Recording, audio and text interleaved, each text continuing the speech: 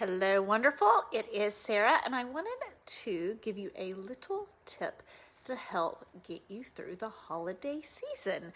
And it is one of the biggest tips. I'm always like, because people ask me the question, if there was one thing you want people to know about this, if there was one thing you don't want people to know. And this might be it. This might be my biggest tip for happiness after a toxic relationship, which is don't just keep this same life, the same traditions, the same everything, minus the toxic person.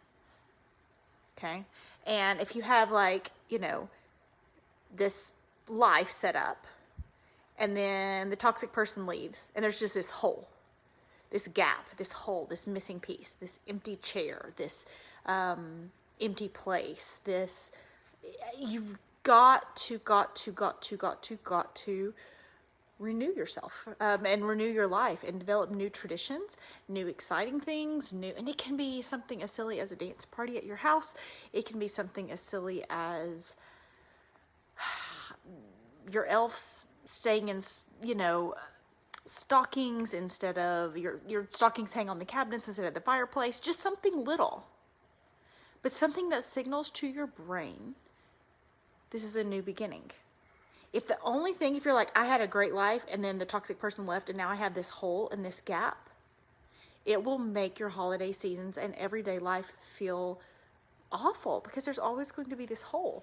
And then, it's really hard to do with my fingers, but it is a good example. And then that hole, right, is so obvious. That gap in your life is so obvious.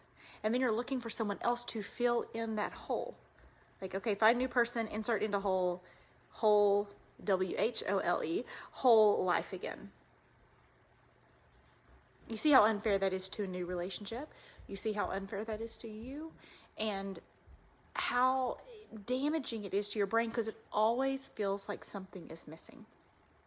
And after a toxic relationship, especially in holiday season, it's really important to tell your brain, this is a new beginning.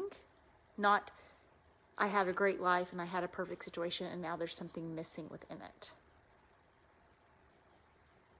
Okay? And of all that I've talked to and all that I've researched and all that I've read and all that I know and all the conversations I've had, that point is so important to remember. Is after a toxic relationship, you don't just keep going on with old life and have a hole in it. You create a new life. And that doesn't mean you have to change everything, right? There's some friends that you may want to keep, and you may love your job. You may want to keep that. There's certain components of your life that you can keep, but keep them on purpose. Don't just live life with a gaping hole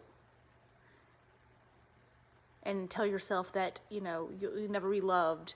Something's wrong. Something's missing. Because if your whole life it feels like there's a hole, then something is missing. Okay, just create it would be like using the opposite hand.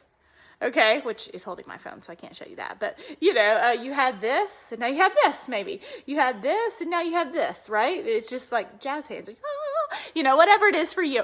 That's probably what my life ended up being, is like jazz hands. After that, not that there weren't really, really, really difficult times, but I was just so bound and determined to make the most of a new start and a new beginning and new changes, despite how bad the past was. And it was very, very, very hard. So I do really understand what you're going through. But if anything, this holiday season, if it feels like, it's going to be so weird that blank isn't there, try to mix up a new tradition. Maybe if there's an empty seat at the table, there's a troop overseas that you can, kind of adopt a troop for the holidays, or adopt a foster child for the holidays, or invite someone over that doesn't have a family and do something nice for them. Start a new tradition. Don't keep your life the same, minus the toxic person, as if there's a hole in your life. H-O-L-E, because then your life will never seem whole. W-H-O-L-E. Okay? Hope you guys have a great day, and I'll check in with you tomorrow.